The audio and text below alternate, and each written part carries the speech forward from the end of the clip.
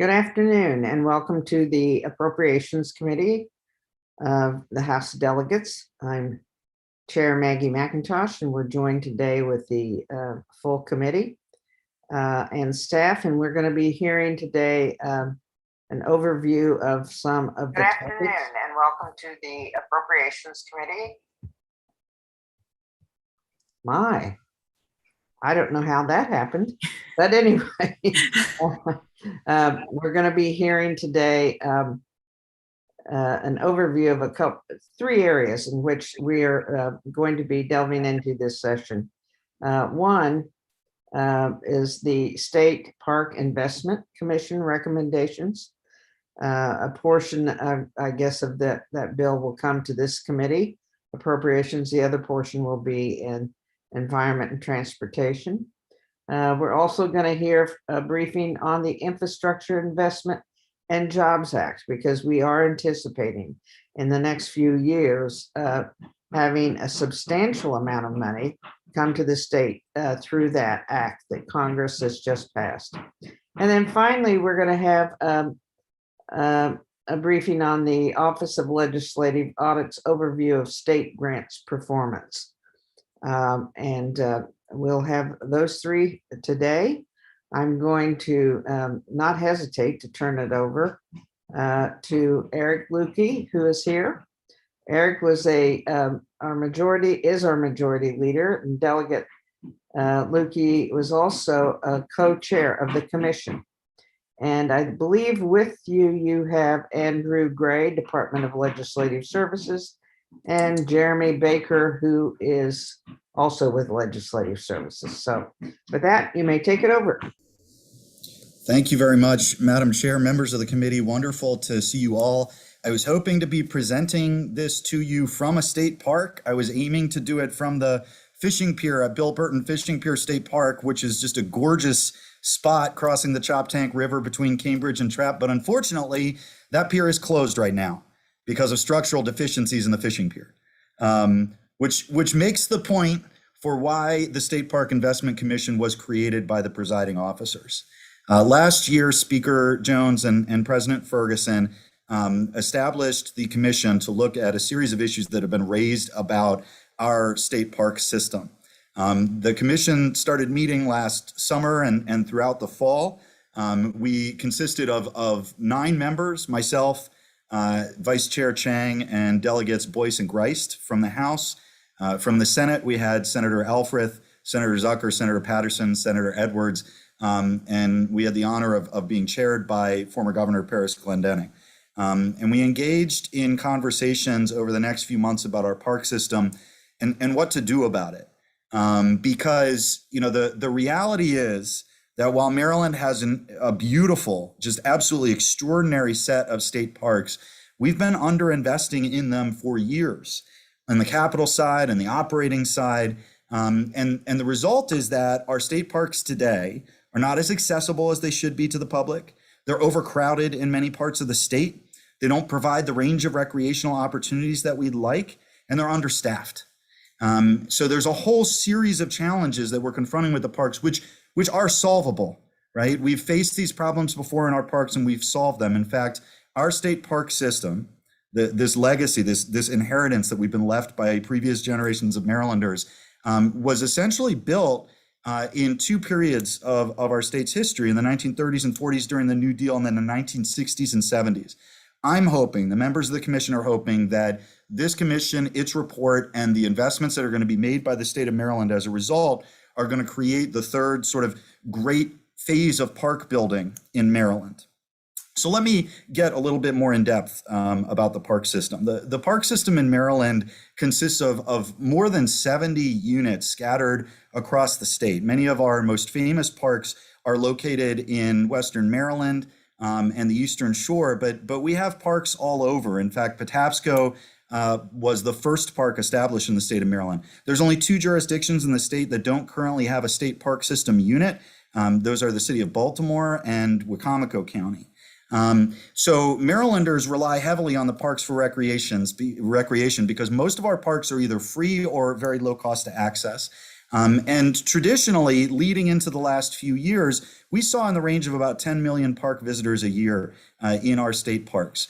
Over the last couple years, as COVID has hit and Marylanders have rediscovered their outdoor spaces as an alternative to being indoors, that park visitorship has more than doubled, right? So we've got twice as many visitors on the same amount of land with the same amount of staff and the same amount of funding for capital improvements that allow people to access the parks, basic things like parking lots and water access and trails. And the result is that our parks are under an historical amount of stress. You talk to any ranger in the system in any part of the state of Maryland, and they will tell you they're struggling to keep up with just the basic tasks of park maintenance, particularly during the busy weekends in the summer where we see the largest visitorship. You'll talk to park rangers who frankly spend their entire Monday cleaning up from the previous weekend, picking up trash and doing other basic maintenance tasks because there isn't enough maintenance staff in the parks. You'll talk to folks who will tell you that they've had to cut programming because they've had to focus their rangers on basic things like monitoring traffic patterns as people get overcrowded. And when they have to close their parks, as Maryland has done hundreds of times over the last couple years because the parks have reached capacity, our rangers, instead of spending their time serving the Marylanders who are in the parks, are having to spend a lot of their time, frankly, standing in the driveway of the parks and telling people, unfortunately, the park's overcrowded. And that while they and their families have driven a couple hours to come to the park, they have to turn around because they can't gain access to the state parks that their tax dollars paid for. So the commission, after considering testimony from a range of stakeholders that our fantastic DLS analysts are going to go into in a second, issued an extensive set of recommendations, 40 of them. And they cover a range of issues in the parks. They attempt to address capacity issues, the overcrowding issues, by proposing, among other things, that the state look at creating new state parks and expanding amenities in existing state parks. That isn't just including recreational opportunities in parks. Some of our parks that are seeing significant growth in visitorship are historically oriented state parks. So for example, we propose the creation of new state parks, particularly state parks in the central Maryland region that are focused on Black history, because we don't currently have any Black history focused state historical parks in central Maryland. So that's one of our key recommendations. We propose the establishment of a more cogent and thoughtful planning, long-term planning process for our parks in terms of capital investments and other investments. We propose the complete elimination of the critical maintenance backlog in the state parks, which runs to upwards of $70 million or more. We actually don't quite have clear data on exactly how big that critical maintenance backlog is, but there are projects that are years old, that have been in the pipeline for years, that we need to fund. And so we propose tackling that entire maintenance backlog at once and then creating a better system going forward, a more logical system going forward for prioritizing those projects. We propose significant increases in staffing. I mentioned before that as the state park visitorship has doubled, the staffing in our state parks has essentially stayed the same. They are drastically, catastrophically understaffed right now. And it's only because of the extraordinary hard work of rangers and park associates that we've been able to maintain the level of service we have in our parks. But they need significant new staff immediately. And so we're aiming high. One of our recommendations proposes as soon as possible the establishment of at least 100 new positions within the park service. And that is, while it's a round number, it's not just a number that was picked out of thin air. Almost 10 years ago now, an expert panel recommended an increase of 70 positions in the state park service. And since that time, we've established 5. And that's prior to these big increases in visitorship. We also propose some additional supports for our park rangers and associates, including recognizing the fact that in many cases, they are first responders within our parks. They are the first people on the scene when somebody's injured, when somebody needs help in a park in many cases, and they should get support and pay commensurate with that role. We recommend some long-term proposals regarding ongoing funding of state parks. And we also looked at 2 additional issues. One is a question of equity. We wanted to make sure that Marylanders of all stripes had opportunities to access the parks. And we make a series of recommendations related to equity. One of them, as I mentioned, is the prioritization of creating new opportunities for people to learn about the history of underrepresented groups in Maryland. That includes Black history. It also includes Indigenous history.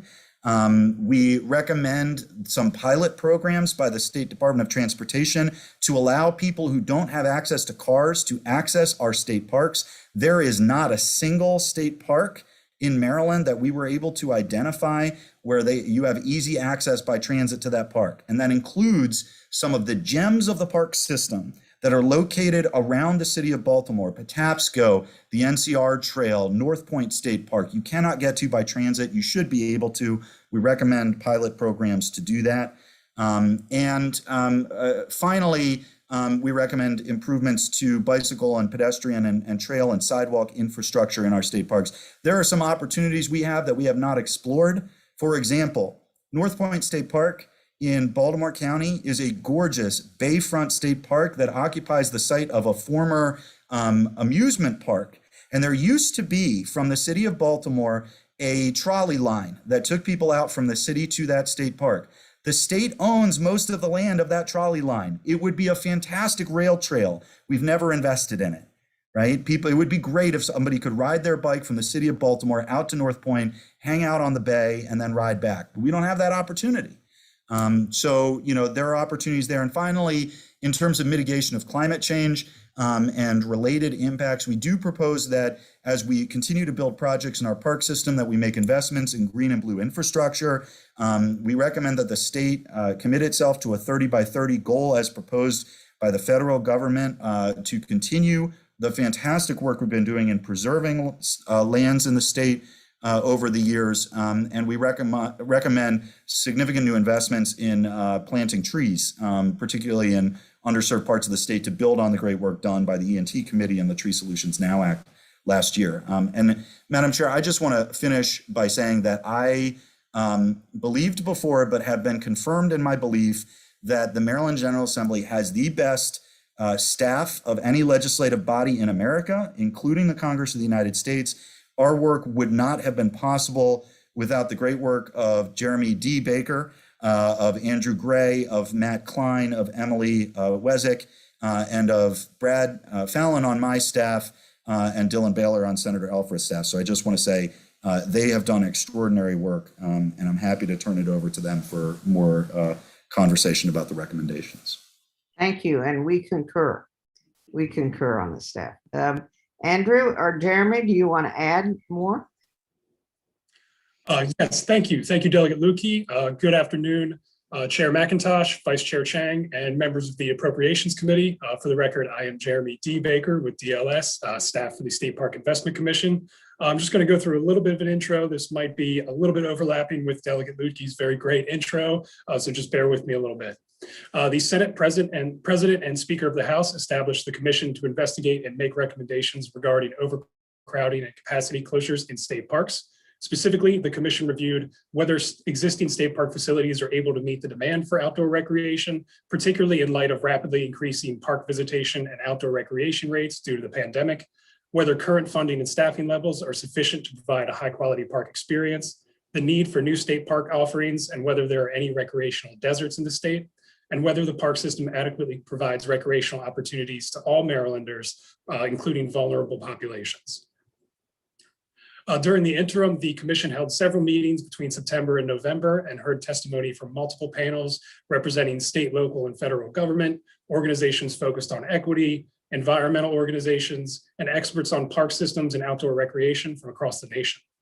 The commission also received written testimony from a wide array of stakeholders, including current and former government officials, nonprofit organizations, friends of parks groups, and individual residents. Next slide, Andrew. Ultimately, the commission voted to approve 40 recommendations in total. The recommendations generally fall into 6 categories: capacity, maintenance, staffing, funding, equity, and climate change. This presentation, the one that hopefully was sent out to you and that Andrew and I will go through, includes all 40 recommendations for you to review.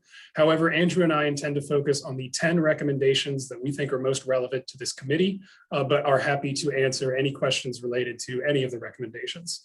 And at this point, I'll turn it over to Andrew Gray. Thank you, Jeremy, and thank you to our co-chair, Delegate Lukey, as well. In terms of the first recommendation under maintenance, there are 3 recommendations in total we'd like to highlight for you. Recommendation number 12 is to have a collaboration and to work with the anticipated federal and state funding to really get a jump start on eliminating the critical maintenance backlog. As Delegate Lukey says, it could be somewhere between 60, 70 million. Some recommendations or possibilities it could even be as high as $100 million. So to wrestle with that idea, kind of to fund that would be to use the funding, the current state surplus, and also any federal money that might be coming our way, although it looks like at this point, there's not a lot of big infusions that we're looking at for the state for this particular purpose. But as we'll talk about a little bit in the future, there are a couple of pots from the state side that we can definitely use money. And recommendation number 14, to modify the critical maintenance program to look at kind of historic and cultural resources. You have more of focus change in terms of how they look at the funding, not necessarily a big infusion of funding, but definitely kind of look at it for that purpose. And then recommendation number 17 under the maintenance, the one-time investment in pay-as-you-go capital capacity projects to address those park capacity closures. So that's really the big concern here. One of the big impetuses for the commission, as well as equity, for those park capacity closures right in the midst of the pandemic when everybody's using the parks. Therefore, one-time investment funding really to kind of move the ball there in terms of being able to get people out to parks and make sure that the parks are available to them during that critical May through September time period. Now I'll turn it over to Jeremy for the staffing recommendations. So in terms of staffing, one of our biggest recommendations was recommendation number 20, which essentially has 3 different components. First, DNR should increase the number of full-time employees in the Park Service by 100 permanent classified positions over the next 2 fiscal years. With this would be included in this is each additional staff position would include a supplemental budget allocation that will adequately support that staff position. Second, DNR should double the size of the Park Services workforce within the next 5 years. Set a long-term goal of 1 authorized position for every 30,000 park visitors and maintain staffing levels that will preserve that desired 1 to 30,000 employee to visitor ratio. Finally, DNR should conduct a staffing adequacy review every 5 years. The next one we wanted to highlight was a recommendation 27 related to a salary review. In this one, DNR and DBM should conduct a salary review, including the consideration of maintaining a salary level sufficient to ensure diversity in 2022 and every 3 years thereafter. 2 goals of that would be to improve hiring by compensating Park Service employees at a level commensurate with experience of local park systems, the National Park Service, and for Park Service maintenance personnel who perform skilled and licensed trade functions, the private sector. And 2, to improve retention by promoting upward mobility within a job series. Moving now to the funding category, and just to step back for a second, there are 4 main pots of funding that the state has available to it to potentially address the considerations in the State Park Investment Commission's recommendations. Those are the transfer tax, that'd be the repayment amount that's coming back to the state, around $174 million program between fiscal 23 and 2031. The fiscal 23 money is programmed in the state budget. However, that can be conditioned. There's also the overattainment funding that the state is expecting in fiscal 23. That's their overattainment from fiscal 21 funding. That's around $48 million. That's in the state budget for fiscal 23. That could also be conditioned for State Park Investment Commission recommendations. There's the POS program open space stateside balance. There's a substantial balance there that could also potentially be repurposed for a future year in terms of moving that money to a fund, and that can be then used for the purposes of the commission. And finally, the general obligation bonds. The General Assembly has the authority to increase the capital bond authorization overall, and it can be done for this particular purpose. In terms of recommendation number 30 here, the commission wrestled with the idea of looking at the transfer tax, decided not to make any recommendations for the underlying transfer tax formula, but did recommend the kind of advancing the funding of that repayment so that can be used to then provide for a critical maintenance program, acquisitions of new state parks, and create amenities in existing state parks. And recommendation number 31 is to provide a permanent, sustainable, dedicated funding source going forward. So this gets at the question of, if you do all the capital work, you find funding for the capital purposes, what are you going to do over time to fund those 100 new personnel, for instance, in the Maryland Department of Natural Resources? One of the considerations there, the transfer tax is increasing in revenues. The transfer tax estimates are increasing over time. That would provide additional funding that will flow through the formula for the Forest and Park Service. There's also the possibility in the future year to potentially change the transfer tax formula if so desired, or even the possibility of looking at a different sustainable revenue source that could be added to that mix as well. Recommendation number 32 is to create targeted funding sources for cultural resource areas. This would be a recommendation that could move money around from the existing purposes, or there could be additional funding that might be required for that purpose. And then recommendation number 33 is a statutory funding goal for the Maryland State Park System. The commission wrestled with this idea, the idea being, should the state park have a mandatory funding level that would increase over time? And the commission decided that that was not the right focus. The funding level itself was not the focus. It was the outcomes that were important. The outcomes were to have fewer state park capacity closures, even with increasing visitation levels, to have improved equity of access, and to have green infrastructure in place to mitigate climate change. So the focus there is, yes, there should be a goal amount of funding for the Park Service, but really it should be function of meeting those requirements. Now I'll turn it back to Jeremy for climate change recommendations. So we wanted to highlight just one, recommendation 39 says that action should be taken to ensure that the Natural Resources Development Fund and the Critical Maintenance Program includes funding sufficient to allow DNR to modernize, including integrating green technology and sustainable practices into all state park facilities, whether through rehabilitation or replacement. Also within this recommendation, DNR should recognize as a formal policy that Maryland's forest, trees, and wetlands are a major tool to battle climate change and should require that projects improve local water quality to the extent possible. That concludes our the discussion of the recommendations. Andrew and I are happy to take any questions.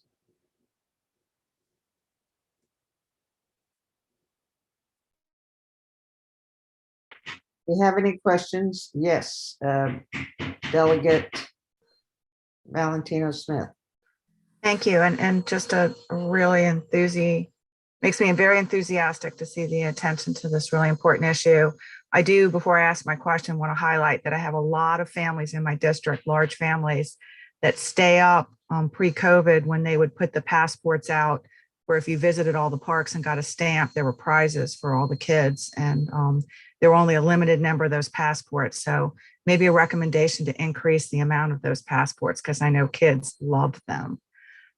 Just in recommendation number 31, where you're talking about a sustainable dedicated funding source, I might have missed it. Is there an amount that you're predicting would be needed to really assure that the goals are accomplished?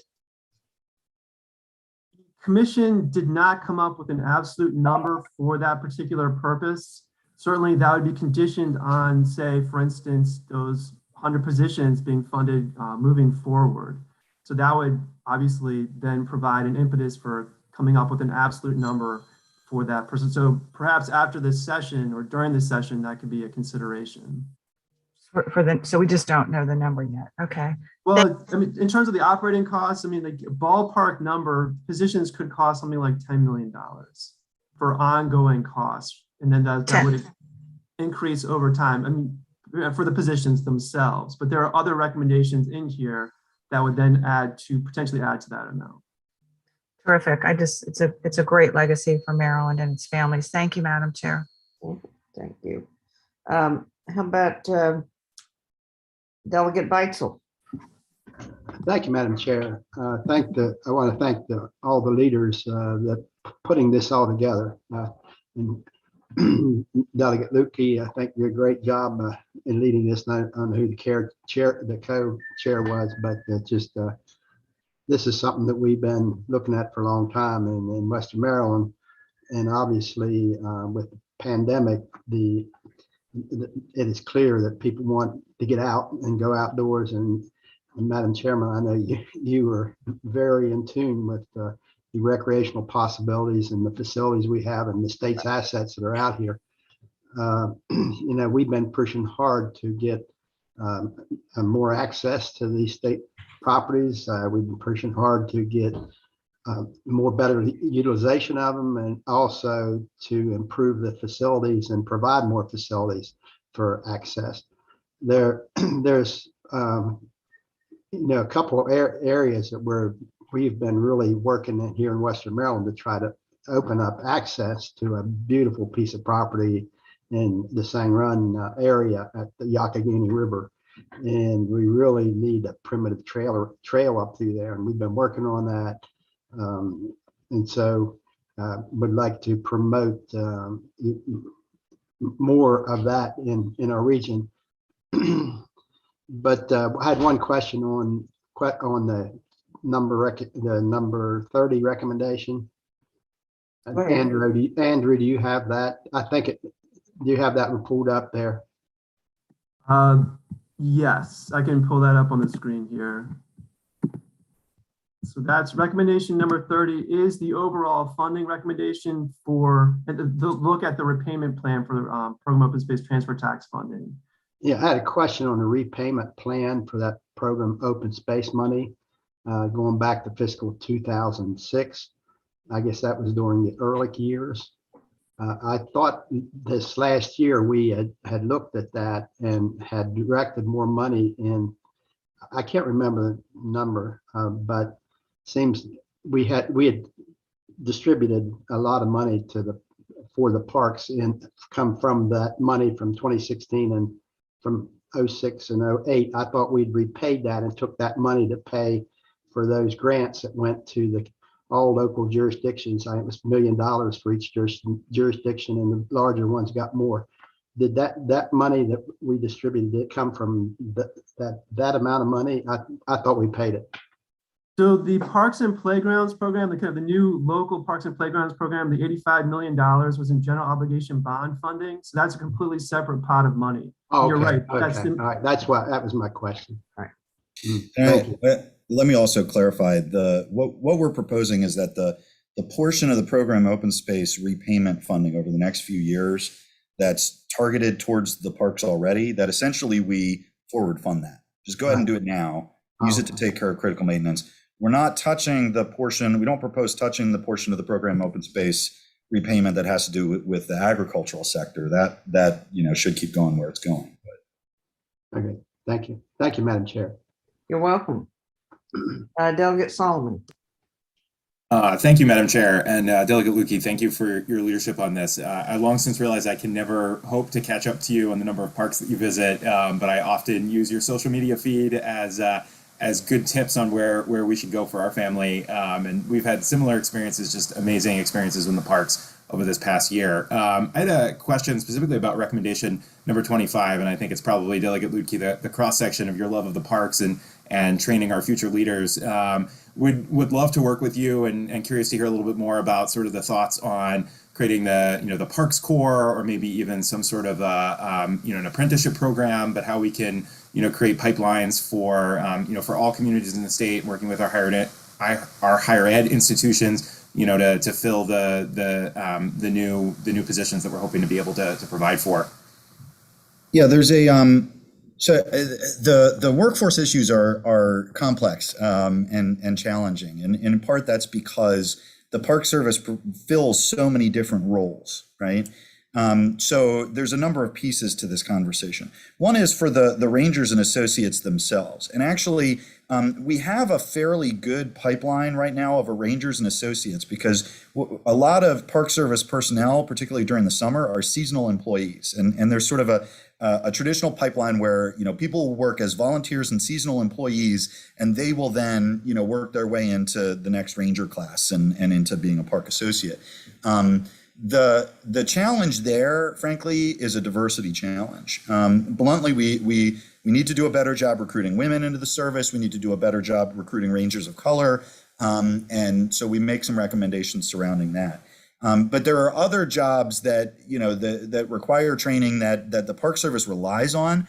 And just one example of them is the historical trades. So the largest single owner of historical property in the state of Maryland is the state of Maryland. Our parks contain hundreds, if not thousands, of historical sites. And many of them, frankly, because of underinvestment in the past, we just haven't touched. And I think the best example of that for me is actually in Montgomery County, in Patuxent River State Park. a property called the Enoch Howard House. Enoch George Howard was an enslaved man in Montgomery County in the early 1800s. He purchased his own freedom from slavery. He then purchased his wife's freedom. He then purchased their children's freedom. And then he purchased the property that he had been enslaved on. And it became his own personal farm. And when he became a freedman, he paid it forward. Those of you familiar with sort of the Montgomery County, Howard County border may be familiar with a road called Howard Chapel Road. Well, he endowed that chapel. He endowed the first and donated the land for the first freedman school, one of the first freedman schools in northeastern Montgomery County. His daughter sold a portion of that farm to fund the purchase of the Afro-American newspaper in Baltimore, one of the most historically significant Black-owned newspapers in Maryland history, right? So the state has owned his property since the 1960s, and we just let it fester. We let it go to rot until a couple of years ago. The state invested in restoring the property. We're in the process of restoring what we can in the buildings.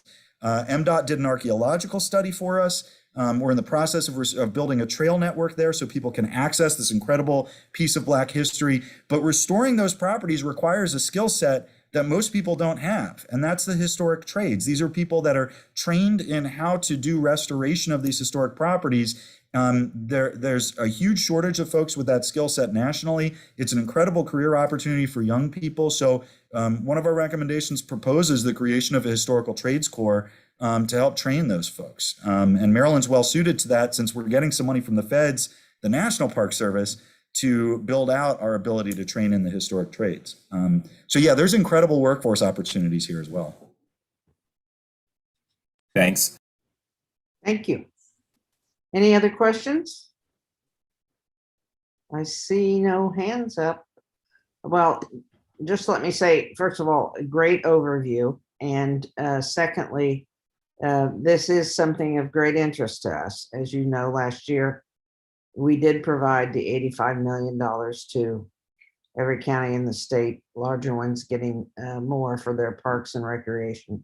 And I think of all the things we did last year, that was one I heard the most about. People really loved the fact back home that we helped out our parks and recreation. And so this is a great overdue step forward to try to get all of our state parks and to achieve all of the goals that this commission looked at. So I thank you very much, Delegate Lukey, and I thank also, of course, Jeremy D. Baker, let's be sure, and Andrew Gray for coming in and being here with our committee. So thank you very much. Thank you, Madam Chair.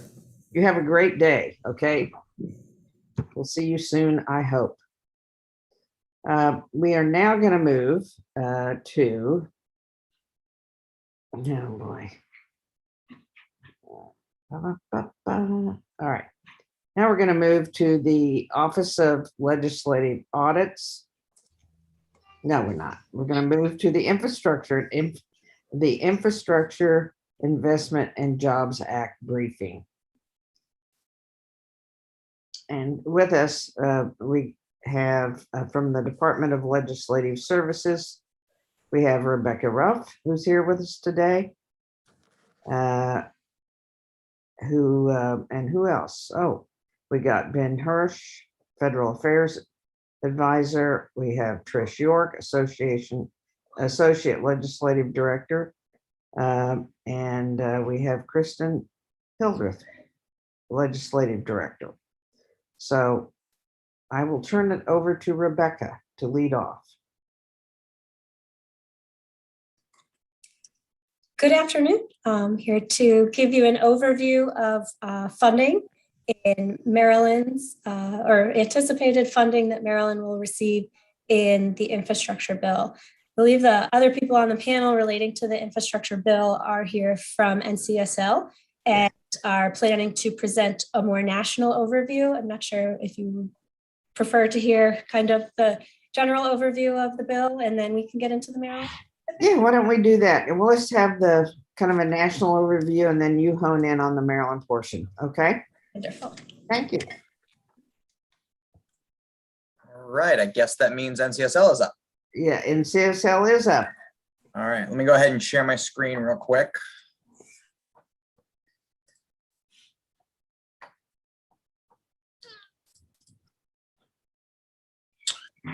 Okay, you guys see that okay? Yep. All right, so good afternoon. My name is Ben Hush with the National Conference of State Legislatures, Madam Chair, and Vice Chair Chang, and members of the House Appropriations Committee. Thank you so much for the opportunity to present to you today on the provisions of the Infrastructure Investment and Jobs Act. As I said, and Madam Chair, you introduced me. My name is Ben Hush. I serve as a federal affairs advisor for natural resources and infrastructure at the National Conference of State Legislatures. I am joined by two of my colleagues today, Kristen Hildreth and Trace York. We will generally cover kind of the three top areas that we see in this bill, which are transportation, broadband, and water and environment provisions. Of course, there are many other provisions in this bill, and we are happy to answer questions on those as well, either today or anytime in the future.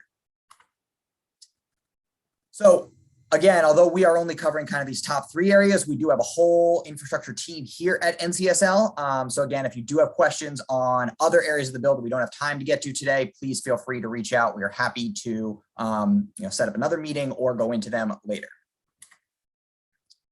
And I do want to be cognizant of our limited time today. And even though we'll only be covering kind of the top three areas, we still have a lot to cover. And as you can see, the bill is actually more than 2,700 pages. So it's a fun PDF to download if you're looking for a large PDF.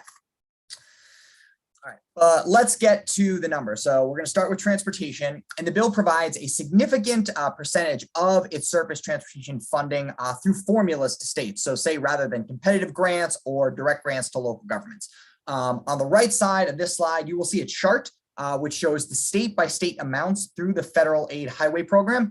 Now, the federal aid highway program is made up of kind of a few core programs that provide formula funds to states. Technically, states end up generally getting reimbursed with each of those core programs having a slightly different goal, though there is some overlap and states they do have the authority to kind of transfer funds between those programs. But why I love this chart from an organization called FFIS is that it really shows how significant the increase in federal highway funds to states would be. So from FY21 to FY22, for Maryland, we'd see just about a 20% increase. And then over the next 4 years, it's about a 2% increase annually. So if you look at the bill over the 5 years, it's about a 30% increase from current levels to FY26.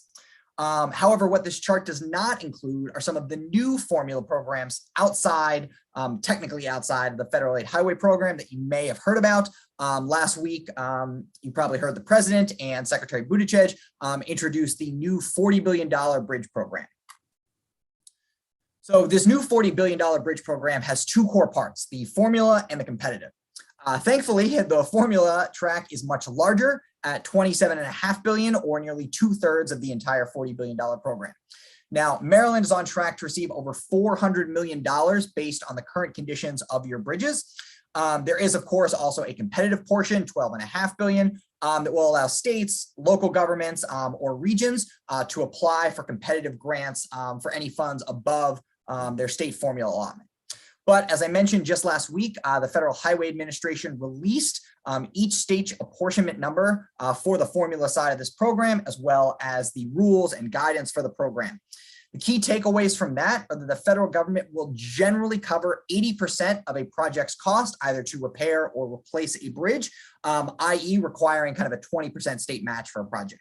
However, if a bridge is not located on the national highway system, which is a system of roads that is larger than the interstates, the federal government will actually cover 100% of that project's cost, i.e. no state match required. Now, states are required to spend 15% of their apportionment on those off-system bridges. But of course, that doesn't mean you can't use 100% of your apportionment on off-system bridges, meaning that depending upon the percentage used on off-system bridges, if you wanted to use 100% of them, there would be no state match required for any of that $400 million. So in addition to this new bridge program, the bill also includes a number of new formula programs, including the $5 billion National Electric Vehicle Formula Program, or just the EV program, which will of course provide states with funding for implementation of EV charging infrastructure. And we actually expect significantly more details on this program. My guesstimate is middle of February. I've heard February 11th thrown around, but I'll just say the middle of February. Two other formula programs I want to mention are the Protect program, which you can probably guess is aimed towards protecting surface transportation infrastructure by improving its resiliency. The Carbon formula program is, again, as you can probably guess, federal funds to help reduce carbon emissions. So this would support projects such as traffic management, additional public transit funds, and many others. So when you combine the federal aid highway allotment, the bridge program, and then these additional new formula programs, you get a sense of kind of how much Maryland will receive from the federal government through this bill. And if you're looking at that chart on the right, it's the furthest right-hand column. And I say that's a minimum because, of course, there are a number of discretionary or competitive programs that the state of Maryland might be awarded that would, of course, be on top of this. So for public transit, the primary point I want to leave you with are both the scale of the investment. So the entire bill appropriates $90 billion, the largest ever investment in public transit, with over $1.7 billion going into the state of Maryland. However, a much higher share of federal funding for public transit operates on a federal to local stream versus, say, roads and highways, which operates on a federal to state stream. So the chart on the right is a compilation of total transit funding that will go into the state, not necessarily that goes to the state of Maryland. So a high percentage of those funds will actually go to local governments themselves, or I'll say regions. The amount of funding in the bill for passenger rail is also quite substantial. So $66 billion in total that is split between the national network and the Northeast Corridor. I know many in Maryland are familiar with the Northeast Corridor, Washington, D.C. to Boston. And of course, the national network is also in Maryland, which is generally just everything else. Unfortunately, none of these funds are directed to states via formula. So Amtrak itself would receive $22 billion, though of course Amtrak could choose to spend, and I'm very, very positive they will choose to spend some of these funds on projects in Maryland. And then another $36 billion through a competitive process known as the Federal State Partnership for Intercity Passenger Rail Grants. Now, this is a competitive process that states, local governments, and even Amtrak itself can apply for. There's again another $5 billion on top of that for the CISRI program, which is a program aimed at rail safety. Now, the last two items I'll mention fairly quickly. Aviation was another area to receive appropriation, $15 billion in formula funding. And when I say formula funding, I don't mean formula funding to states. It's actually formula funding to the Airport Improvement Program. And that sends money directly to airports based on the number of flights and the number of people that are served. And then finally, ports, both land and water ports, would receive just over $6 billion. The water portion is $2.25 billion and is fully competitive, meaning projects are chosen by the U.S. Department of Transportation. So that's it for transportation, and I'm going to turn it over to my colleague Trace for a quick overview of broadband. Well, thanks, Ben, and good afternoon, everyone. Thanks for having us today. The Infrastructure Investment and Jobs Act provided $65 billion in new federal funding for programs dedicated to the deployment of broadband infrastructure. The most significant program is allocated for a program called the Broadband Equity Access and Deployment Program that will be administered by the National Telecommunications and Information Administration, which I'll refer to from here on out as NTIA. And it is an agency within the Department of Commerce. So given our limited time today, that's the program that I'm going to focus on. So the Broadband Equity Access and Deployment Program, or BEAD, is a program that through formula-based grants will distribute $42.5 billion in broadband funding directly to the states. The states, in turn, would then competitively award those grants to support broadband infrastructure, mapping, and deployment. So the application process is still very fluid at this point, and we'll be looking for updated guidance from NTIA in the coming months. But right now, this is what we know. NTIA must issue a notice of funding opportunity for the program within 6 months of the law's enactment, which would fall on May 15th this year. In my conversations with the NTIA, they do expect it to take the full 6 months, so we should anticipate the notice of funding opportunity being available in May of this year. When it is, that notice will basically establish the process for states to apply for the funding by submitting a letter of intent, as well as an initial proposal, and eventually a final proposal that basically would explain the state's plan on using the funds based on a variety of templates that will be provided by the NTIA. And the NTIA has held stakeholder meetings and will take comments on how the notice should be best designed, so NCSL will be involved in those discussions. For the funding itself, each state will receive a minimum allocation of $100 million. No questions asked, no application needed. There's also a $4.25 billion pot of money allocated specifically for high cost areas.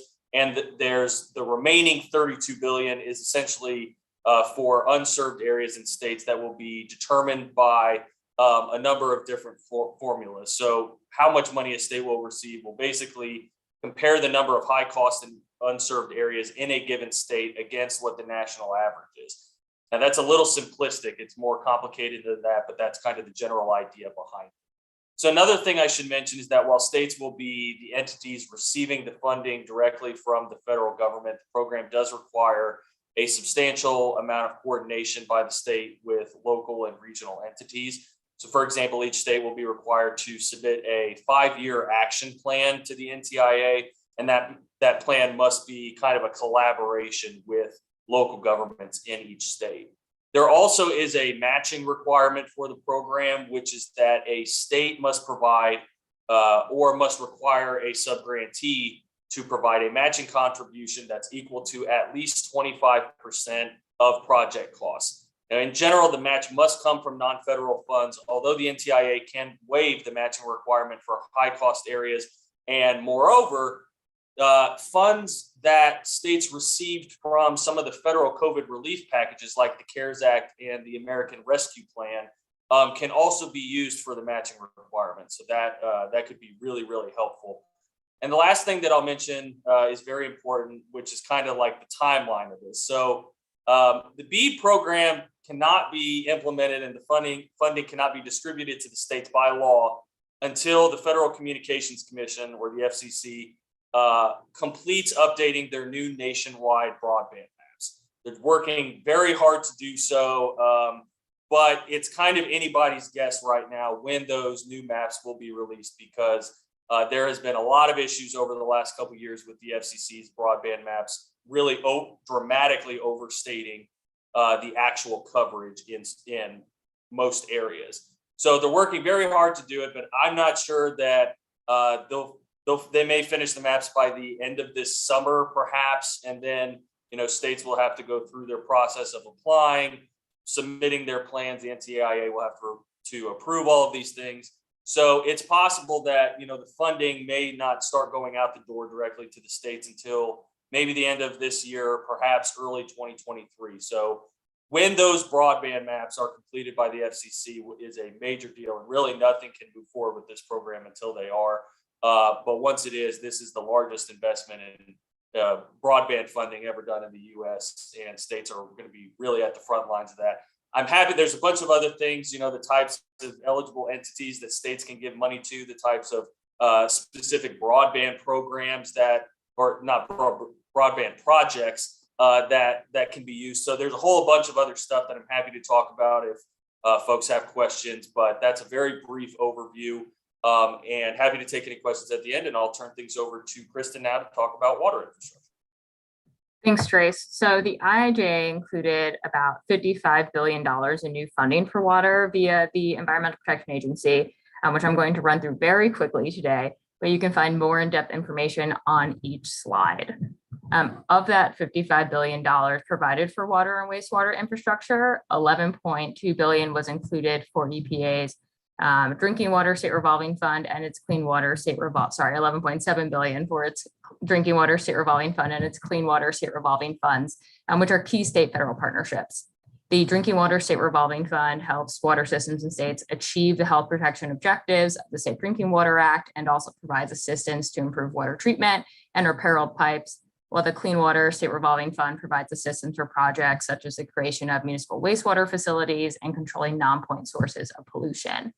For both the CWSRF and the DWSRF, state allocations are going to increase in amount from FY 2022 to FY 2024, and then plateau for FY 2025 and FY 2026.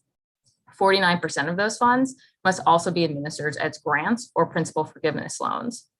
For the purposes of this influx of SRF funding, the state match is actually going to get reduced to 10% from the traditional 20% for FY 2022 to FY 2023, and then increase back to 20% for FY 2024 to FY 2026, unless Congress passes legislation stipulating otherwise. You can find some more information on that on the next two slides, which we'll breeze past.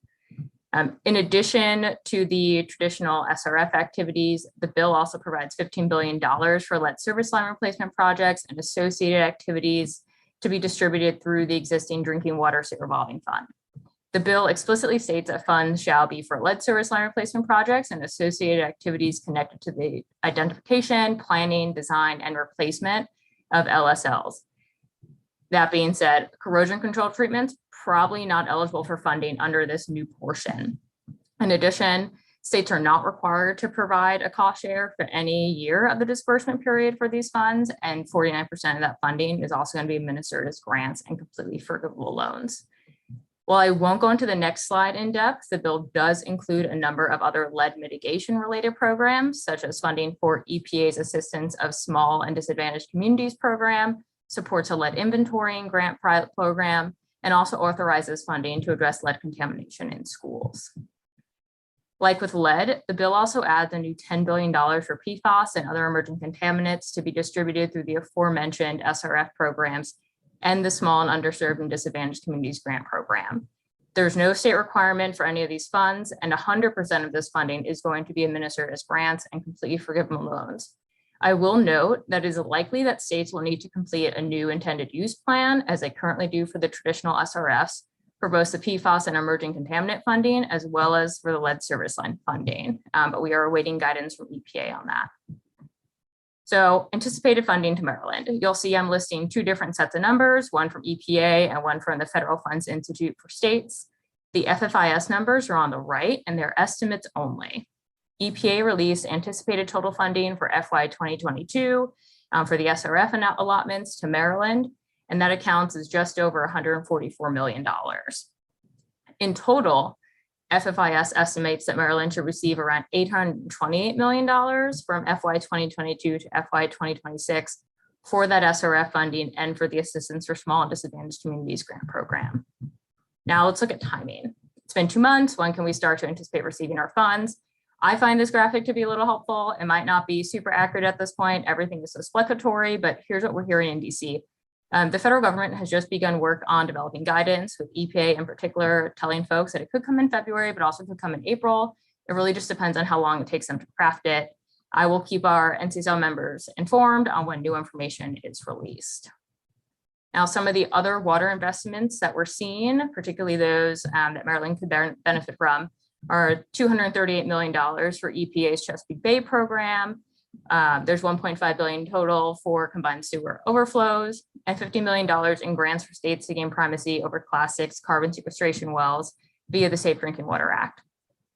And then to very quickly wrap us up, the bill does include a $21 billion investment for a variety of environmental remediation measures. In particular, EPA Superfund program is going to receive $3.5 billion to invest in cleanups and continue with remedial actions for Superfund sites. And this action does waive the state cost share requirements of that. About, I want to say it was just before the winter holidays, EPA did announce its first $1 billion use of that funding to target projects on the federal Superfund national priority list, of which Maryland has 20 sites listed. So that's a benefit for the state. And then additionally for brownfields, there's around $1.5 billion that's been allocated in total for state and tribal assistance grants, allowing states to assess, clean up, and reuse contaminated properties. Most of that funding will be via competitive grants, while the remainder is going to get allocated via categorical grants, which all state cost share requirements are also waived, but more information on that to come. And with that, we'll either take questions or turn things on over to Rebecca. Okay, do we have any questions for our NCSL folks? Ben, Trez, and Kristen, you did an excellent job with your overview, really. Delegate Krim has a question. Thank you, Madam Chair. For Trez and the broadband mapping, I've served on some broadband task forces, and the problem usually is having confidence in the private sector disclosing where their lines are because they consider it proprietary. Right. So is there anything in this legislation that requires them to disclose where their lines are, or how confident can we be in these maps? Not in this legislation. There's nothing that requires it in the infrastructure bill that I'm aware of. I think that the real impetus for the new maps, there was a bill passed called the Broadband Data Act in 2020, early 2020, that essentially revamped the entire way that the FCC should be doing these maps so that we can have confidence in it. Part of it was bringing in multiple different sources. Obviously, the internet service providers are a key component, getting accurate information from them, but there's also some other third parties that have really good data. And the FCC is essentially just doing their best, I guess, right now to put all of that information together to make sure that it's as accurate as possible. I think that when the new maps come out, hopefully sometime around the late summer of this year, I'm hoping, I do think that there will be reason to be confident that they are accurate, and certainly more accurate than they are right now, which is not very much at all. So, I mean, there's obviously a lot of room for improvement. I do think that that will be helpful. I also think that I know that like 26 states in the United States have a formal broadband office, and there are others that have task forces and such things. But the states that have a formal broadband office, I think that they may have some information that will also help. So states have the ability, both from their own broadband offices or task forces or whoever, to also kind of combine their information that they have on the ground with what comes out of the FCC. So nothing requiring, the ISPs to share the information, but I think that the maps, the new maps when they come out this year, will be significantly better and more accurate. Thank you, Madam Chair. Are there any other questions from members of the Appropriations Committee for the NCSL team? Seeing none. Delegate Weitzel? Yeah, thank you. A question for Kristen on that abandoned mine drainage portion of the, I guess, the brown field funds and stuff. How's that? Is that handled through the Maryland Bureau of Mines, or how's, and then things like with the lime dosers and acid mine drainage and stuff that comes out? How can you explain that program a little bit? How that's handled in Maryland? So I am not entirely certain of how that's handled in Maryland specifically, but I can do some research on that and get back to you by end of day.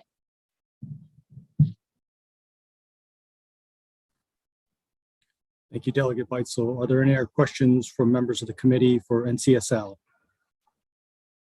Thank you very much for NCSL for providing the macro national perspective on the Infrastructure Investment Jobs Act. We'll now turn over to Ms. Rebecca Ruff, Operating Budget Manager for Department of Legislative Services, who will be presenting Maryland specific.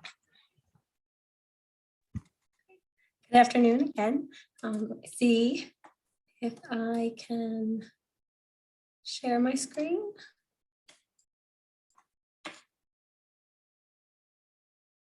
Says participants are not allowed to share screen. I'm not sure.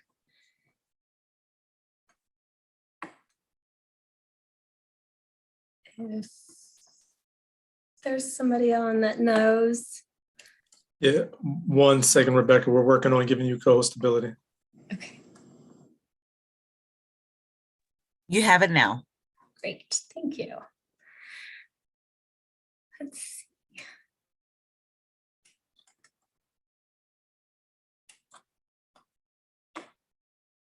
Hopefully you all see the presentation. And as has been stated, I am here to provide a summary of what we know for Maryland. Hopefully it's not too redundant from what you've already heard. And CSL did a great job summarizing and providing an overview for sure. So, as has already been said, the infrastructure bill provides Maryland, or provides the nation, with about $1.2 trillion in funding for our infrastructure, about half of which we anticipate to be new or enhanced funding. And as you could see from this slide, about half of that new funding is expected to flow to the transportation arena. We, in our research, pulled from a variety of sources, including the White House and CRS and whatever information we could glean from what federal agencies have put out. I would say that FFIS's estimates seem to be the most detailed, and so that's what the presentation relies heavily on. As of the start of this month, FFIS had allocated about $731 billion in its state-by-state allocations for funding from IIJA. This still leaves a significant pot of funds that states may be eligible for, but most of those unallocated programs are largely competitive. And so we just don't know yet enough at this point as to where those funds will fall. Of what we do know, this $731 billion, you can see that from the slide, the majority of it is being allocated by formula. And about $530 billion of it is being allocated through existing programs. These aren't necessarily existing funds. They may still reflect new or enhanced funding, but the bill uses existing structure for administering these funds. It's also anticipated that of the $731 billion, about 90% of that states will be eligible for potentially receiving. There are a few caveats that I just want to put out there before we get into the details as far as what we think will be coming to Maryland. Number one is there are no funds in the budget that the governor just introduced today that reflect funding from IIJA. We think it's possible that there may be funding coming in a supplemental budget as we move through the session, but it's too early to know kind of the timing of when state agencies might be ready to reflect those funds in their budgets. This presentation is meant to be kind of a broad overview of what we anticipate Maryland will receive from the infrastructure funding. As I mentioned, estimated allocations provided only have allocated only about 60% of the anticipated funds up to this point. And in addition, as you've already seen, there's quite a few programs that are funded through this budget, and each one is specific in their matching requirements or their spending parameters. And so it makes it a little bit difficult for us to give you generalizations about how we'll see these funds spent. So our plan, just so you know, is that where appropriate, the budget analyses that you will hear throughout the first half of the session will be addressing infrastructure fundings to the extent that they that we're aware of them likely showing up in a state agency budget at some point. So you'll have the opportunity to hear more detail in those analyses and also have the agencies present at the hearings to be able to respond to some of your questions as more information becomes available.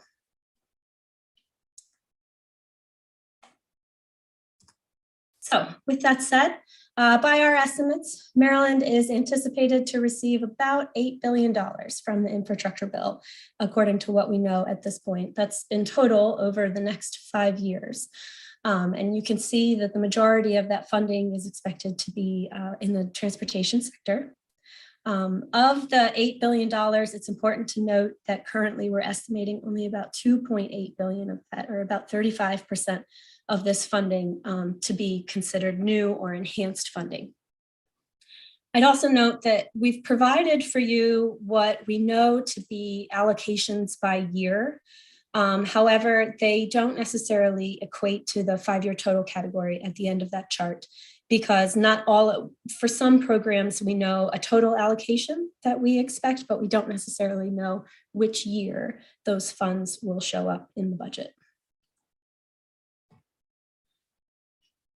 So as I mentioned, the majority of the funding definitely comes through to transportation. It represents about $6.9 billion of that $8.1 billion in total funds over the next 5 years. We estimate using what is in the newly released CTP that about 1.5 billion of this 6.9 will be new or enhanced funds. In fact, MDOT notes in their CTP that they anticipate that funding for MTA, SHA, and the airports will increase by about 20% over the federal fiscal 21 FAST Act level. If you look at this chart, you can see that the vast majority, about 2/3 of the funding that we're expecting, is for roads and bridges, followed by about 1.8 billion for public transportation. There's another 158 million expected for the airports and 107 million for the Protect program, which you heard about in the NCSL presentation. Moving on to clean water and drinking water.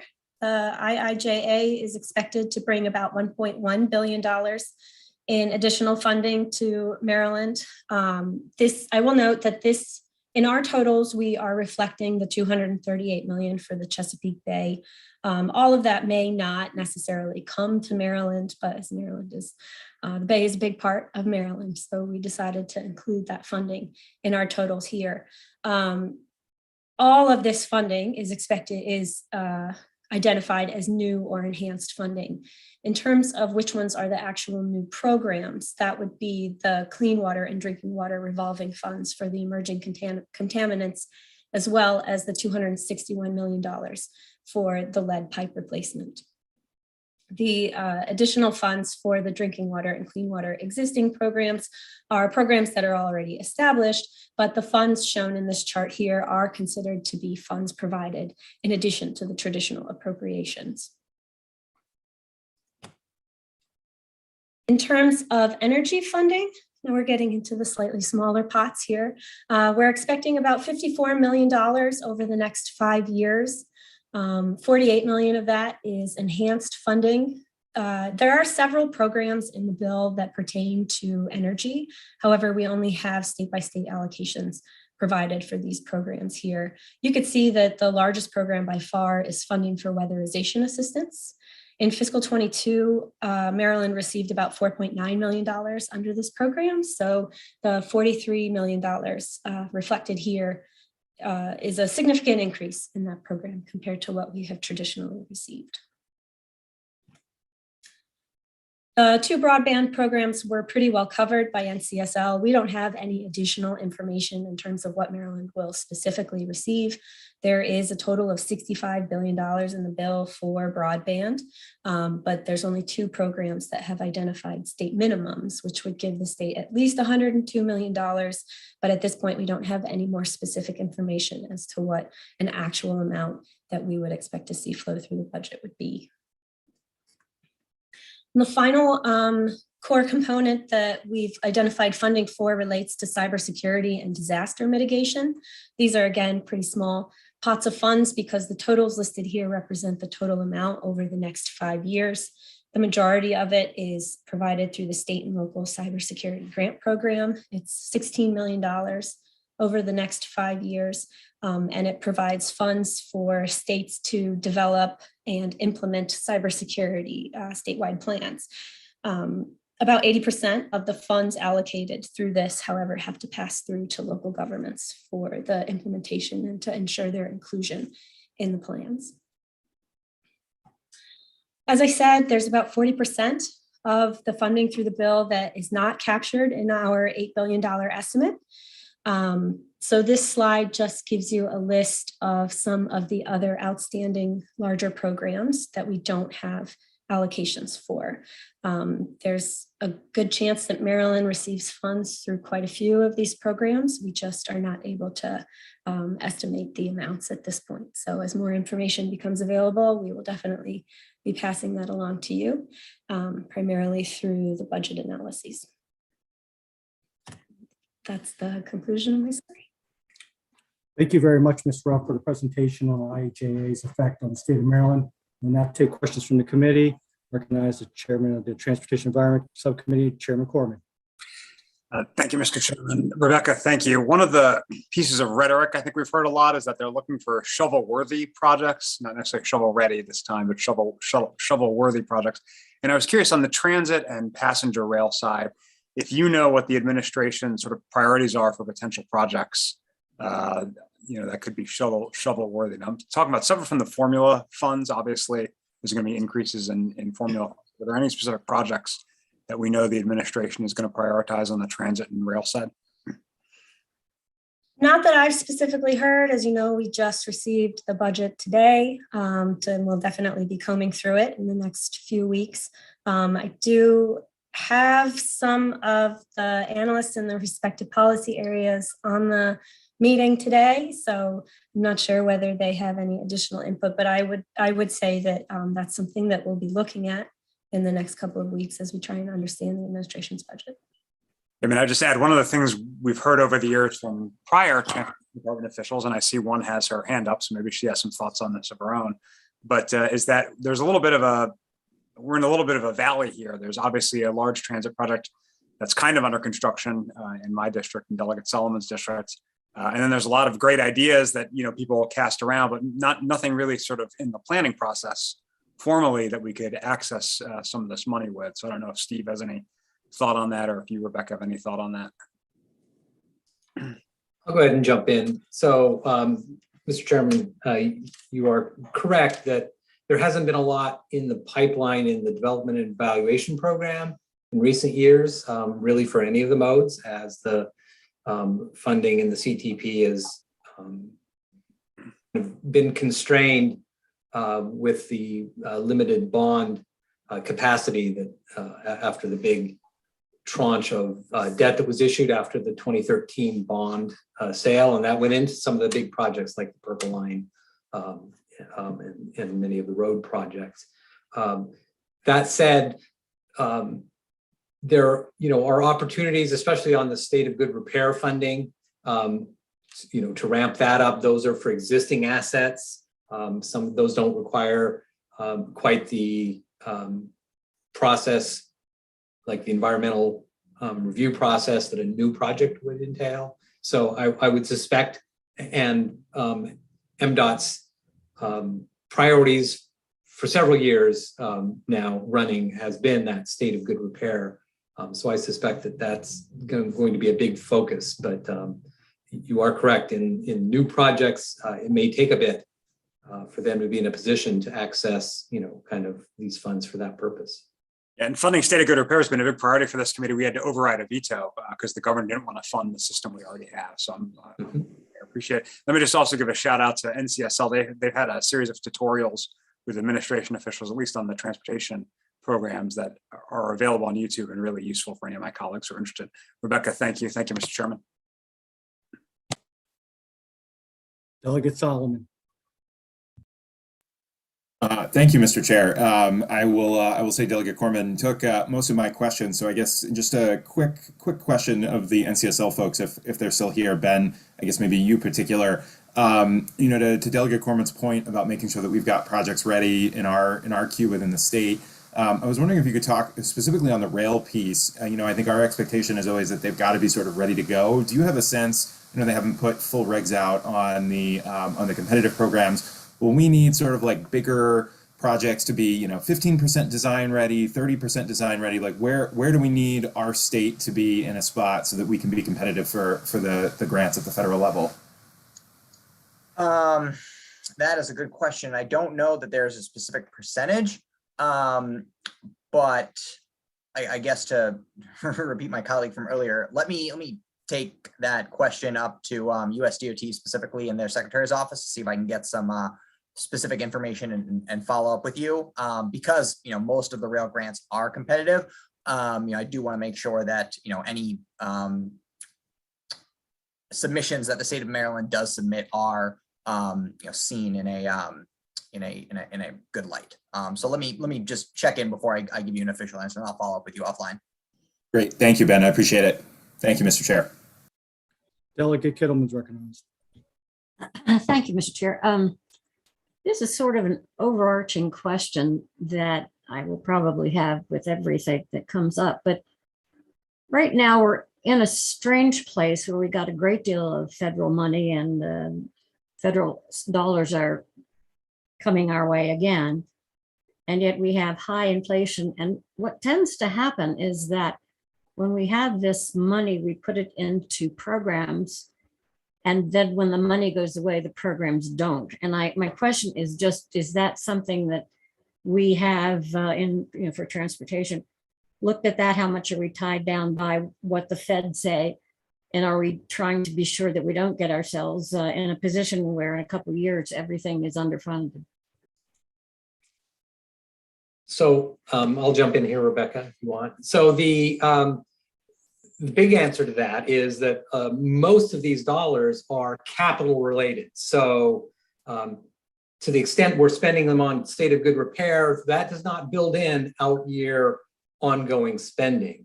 Now, anytime we increase service, then the ongoing operating, is a factor in that. But at this point, most of the funds, as I indicated earlier, are probably going to be targeted to renewing resources, making sure everything's efficient, protected, climate change. A lot of that has no kind of out-year impact on the operating. And in fact, in many cases, it can reduce operating costs along the way. Thank you. I kind of felt that, and transportation is a good place to put money, but it's a question I'd like to ask everybody eventually. Thank you. Delegate Valentina Smith's recognized. Thank you, Mr. Chairman. I guess for NCSL or for our staff who have really looked at this closely, I would be interested to know whether you saw any express dedicated funding or intent for a maglev system.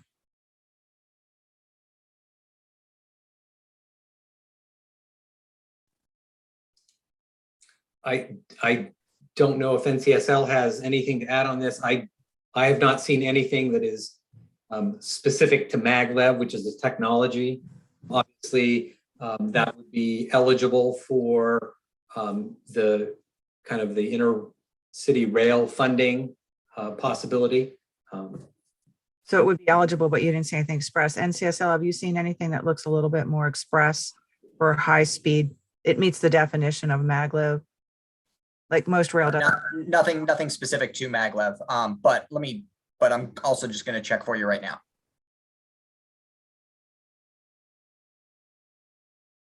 Thank you. Thank you. Are there any questions from members of the Appropriations Committee for Ms. Ruff or NCSL on the IIJA? Seeing none, that concludes the briefing on the Infrastructure Investment Jobs Act. We'll now move on to a briefing from the Office of Legislative Audit's overview, a state government grant performance audit. We have Matthew L. Street, CPA, with CFE with the Department of Legislative Services, Mark S. Hagenbush with CPA, Department of Legislative Service, and James Fowler with CFE, Department of Legislative Services. You can all proceed when you're ready. All right. Good afternoon, Madam Chair and ladies and gentlemen of the committee. My name is Matthew Street. I'm an Assistant Director for our Compliance and Performance Audit Division with OLA. The state grants audit was a performance audit that was self-initiated by OLA after analysis of the frequency of state grant related findings that we report on in our regular audits of state agencies. A summary of these findings is presented in Exhibit 1 of our state grants performance audit report. There were 26 findings primarily related to grant awards and monitoring at 14 state agencies during the period of July 2015 to December 2020. Our performance audit had two objectives. The first objective was to review and assess any statewide policies and procedures for state grants. And the second objective was to review the grant practices at 6 individual agencies and determine if appropriate mechanisms were in place for creating, awarding, and administering grants to ensure adequate accountability. We believe that the results of this performance audit, in conjunction with our past audit findings, make a compelling case for establishing comprehensive statewide laws, regulations, and/or policies governing the creation, award, and administration of state grants. This effort will take a multi-agency coordination, primarily the Governor's Grants Office and the Department of Budget and Management. I will now turn over the presentation to Mark Hagenbach, the audit manager for this audit, and Jim Fowler, the audit senior, to present the detailed findings of our performance audit report. Mark? Thank you, Matt. And good afternoon. My name is Mark Hagenbach. I'm the audit manager for the State Grants Performance Audit. And with me today on this meeting is Jim Fowler, who served as the senior auditor on the assignment. Page 2 of the presentation, please. The audit was primarily conducted to assess the level of guidance and policies over state grants, both statewide and agency specific. The audit, as Matt indicated, was initiated in part due to the number of issues that we've identified in the past with grant findings at each agency, which is listed in our audit report in Exhibit 1. Again, it's 26 grant findings in our audit reports that were issued during a 4.5-year period ending December 2020. Our audit had two objectives. The first objective was a review on a macro level for the entire state. Specifically, the objective is to determine if the state has comprehensive policies and procedures governing the award and administration of state grants, and to assess these policies and procedures. The second objective was to review grants on a micro or agency level. It reads, to determine if state agencies had appropriate mechanism in place when creating, awarding, and administering state grants to ensure adequate accountability. As I indicated, Report Exhibit 1 provides a history of grant-related audit findings. For Objective 2 of this audit, we reviewed additional grants that were not typically covered during our fiscal compliance audits. Page 3, please. This contains some information on the background for the audit as well as the audit scope. We include the definition of a state grant on this page. Important to note, although similar, grants are not contracts. Grants are typically agreements intended to help agencies fulfill their objectives and missions, and are funded by a formula, specific allocation in law, budget, bond authorization, or other legislative acts. Our audit scope focused on grants by executive agencies in which expenditures totaled approximately $5 billion for the 6-year period July 14 through June 2020. Our report also provides background on several agencies that have a role with state grants, namely the Governor's Grants Office, Maryland Department of Planning, Department of Budget and Management, and the Department of General Services. These agencies currently have specific duties and a patchwork of roles and responsibilities over state grants. Recognizing the lack of controls over grants, the legislature has established the Maryland Efficient Grant Application Council, hereafter referred to as the Council, to advise and report on matters involving the grants lifecycle. The Council is made up of employees from key state agencies, including the Director of the Governor's Grants Office, who is serving as the Council Chair.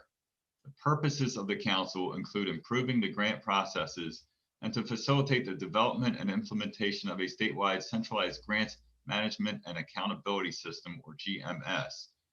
The Council is required to study and make recommendations to the Governor's Grants Office and Department of Budget and Management. A full report on its recommendations to DBM and the General Assembly is due by July 1, 2024, with end of calendar year progress reports starting with this upcoming December 2022. Accordingly, our recommendations for findings in Objective 1 refer to this Council, as the legislature has designated this to be the key point of contact for suggested changes to statewide grant procedures. On page 4, please. This summarizes our key findings for Objectives 1 and 2. For Objective 1, we found a lack of statewide policies that would help ensure that grants were created, awarded, and administered in an effective and efficient manner. We also noted that state does not have a grants management system, which could be used by agencies to assist in grant administration. For Objective 2, Lacking comprehensive statewide policies, we noted that grant practices at selected agencies were inconsistent. Tested grants were not always adequately advertised, awarded, and administered. Competition was not always used to award grants. Site visits, which could be used to better monitor grantee compliance, were not performed, and certain documentation supporting grant payments was not maintained. Findings 1 through 3 relate to Objective 1. The overall theme for these findings is the lack of statewide guidance and requirements for agencies. Page 5, please. Then we start with Finding 1. The state did not have statewide comprehensive laws, regs, policies, or procedures governing the creation, award, and administration of state grants. We identified certain elements from our past grant-related findings, best practices, and existing criteria for contracts that we believe would be useful in establishing accountability over state grants.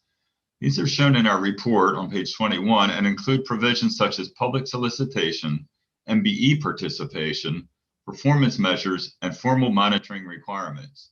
A statewide framework with comprehensive laws, regs, policies, and procedures for awarding and monitoring grants would serve as a foundation for agencies to better manage their grants. Finding 2 is shown on page 6. The state did not have standardized grant applications and agreements. As shown on the chart, we reviewed certain grant agreements at 5 agencies to determine if they included 9 provisions that we deemed necessary to protect the state. The tested agreements lacked 1 or more provision for each agency. I'd like to point out that since there is no standardized application process and no related laws or regulations regarding these provisions, the agencies involved did not violate current law or regs. Rather, we believe a uniform agreement would best serve the state's interests. On page 7, we shall start with Finding 3. The state did not have a statewide grants management system. This is important because a GMS would provide a centralized record of all state grants, which could help the state as a whole account for grants and agencies improve their specific grant management practices. Recently, the Department of Information Technology, on behalf of the Governor's Grants Office, has begun the procurement for a grants management system. However, current laws, regs, and policies do not require state agencies to use this system once it becomes operational. Our audit report lists several critical functions we believe should be included in this GMS in order to improve grant processes. Page 8 of the presentation starts a discussion for Objective 2. Under this objective, findings 4 through 6 are the results of our review and testing of specific agency grants. For Finding 4, individual agencies awarded grants without competition, and required documentation was not always available to support the propriety of the award, including one award which was not calculated correctly. For example, our test disclosed that grants were awarded by the Departments of Commerce, Labor, and Human Services without using competitive processes. Page 9 summarizes Finding 5. Some background on this information. The Board of Public Works has delegated the oversight function for state capital grant awards to DGS. Funds for these capital grants are authorized through the state budget process. DGS, on behalf of the Board of Public Works, processed nearly half of the state-funded capital grants, or over $500 million during fiscals 15 through 20. Typically, DGS processes the awards, which are made to nonprofits, private colleges, hospitals, and other entities. These entities are then responsible for procuring vendors, such as engineers and construction firms, to complete the projects. Finding 5 noted that DGS did not always ensure that grantees submitted required documents to explain or support the basis used to select vendors to work on the capital grant projects. Further, DGS did not perform or otherwise require site visits to ensure capital projects were progressing in accordance with the related terms. Now, DGS has issued a capital grants project manual, which states that grantees are to provide the basis for the selection of each vendor, and the manual does encourage competition. However, our review disclosed that DGS did not always obtain the documentation from the grantee. Therefore, they cannot be assured of the basis of the awards, such as were the vendors awarded contracts based on a competitive process. We noted in our report that DGS currently does not have the necessary authority to require grantees to conduct competitive solicitations.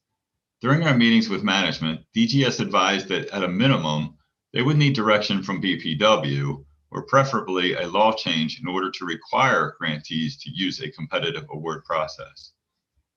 For Finding 6 on page 10 of the presentation, We noted a lack of documentation to support grant payments for grants at DHS and Commerce. We also noted that Department of Education and DHS made certain payments that were not in accordance with related written grant agreements. Our conclusions or recommendations are shown on page 11 of the presentation. I want to point out again that our recommendations for objective 1, which include findings 1 through 3, are intended to heavily involve the council, as the report recommendations are for GGO and DBM to conduct their work under the direction of the council to ultimately improve the statewide grant processes. Finally, I'd like to mention that during our fieldwork, we received exceptional cooperation from various personnel in what was a more collaborative process than our typical audits. These individuals who work for agencies that award millions of dollars of grants were genuinely interested in improving the grant processes, and this will take a collaborative effort, especially from the council and all of its members. This concludes my presentation. Thank you. Thank you very much to the Office of Legislative Audits. Are there any questions from my colleagues? Please use the hand raise function. And the Vice Chair had to step over to another hearing. That's why I'm doing this. Delegate Henson. Thank you, Mr. Chair, and thank you for the audit and the detailed information on our state grants. I was looking at your presentation on page 8, and you highlighted the Department of Commerce and mentioned there that they did not use competitive methods for awarding the tourism grants. It's my understanding that the goal of having grants sought after competitively is to make sure that there's no self-interest, to make sure that there's fair dealings there, and to make sure that there's no conflicts. Can you help me understand why that is something that you highlighted there, noting that they didn't have a competitive process? With that audit, which their specific audit report was just released with the same finding, by the way, I believe there's an initial go round. Jim, is that the one, right? When Mike was in, there was initial go round where they awarded a certain amount of money. Then there were supplemental awards that were going out, and they were not. Sorry, Mark. Delegate, were you asking about the Department of Commerce correctly? Specifically and generally. Yeah, Department of Commerce, Mark, was our tourism grant. Right. So that wasn't the Department of Labor. So for that type of grant, there are two grants there. The one specific grant we were talking about was more of a discretionary type grant.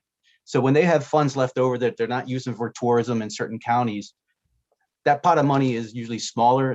So we would like a competitive process where grantees could say what project is the most advantageous to the state, as opposed to maybe one firm coming to them and they're giving out the remaining grant funds that are available. So we thought a competitive process would better use the limited state funds we have. Thank you. Thank you, Mr. Chair. Mixing up the agencies, but that is right. How do we know what population is out there that could utilize this grant funds for increasing tourism in the state? May I be permitted a follow-up? Of course. Thank you. You mentioned in that same finding that you couldn't document the propriety of one of the grants that was there. I know that not being able to document the propriety is not saying that something improper happened, but could you help me understand that better?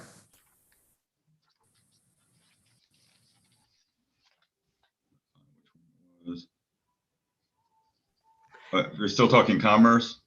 That's correct. Okay. For that specific grant, the grant agreement was very minimal. Some of the grants out there, they have grant manuals, grant processes that agencies or individuals are to follow. For this specific grant, it was basically 1 or 2 pages without the detail of what the budget for the grant would be. And so how did you come up with that award? And then what was the specific deliverables of that award? And without that type of information, we couldn't determine if the amount that they were given was supporting the budget for that project. Thank you. Thank you, Mr. Chair. Thank you, Delegate Henson. Delegate Solomon. Thank you, Mr. Chair. Mark, I just had a question. I'm curious if in your audit you looked at anything in terms of the speed of awarding grants and actually getting money out. We had a number of situations, particularly with one agency with MSDE, and I know it's something the new superintendent has been trying to address, that they didn't have enough staff really to do the reviews, and it took weeks and months more than it really should have to get money out the door. Did the audit address anything like that? Do you have any findings or suggestions on staffing levels or timing within agencies and getting money out the door? That was not part of our scope. We did find those instances kind of peripherally, but that was not the main objective of our scope. Okay. All right. I mean, anything you find would be really helpful. I think we're going to try to look at that this session as well. Thank you. Thank you, Delegate Solomon. Are there any further questions from my colleagues? I do not see any. Thank you again to the Office of Legislative Audits and all of our briefers today. Colleagues, I believe our next full committee meeting is Friday at 1 p.m. for further briefings. But with that, I think you can enjoy the rest of your day, and we are adjourned. Thank you. Thank you.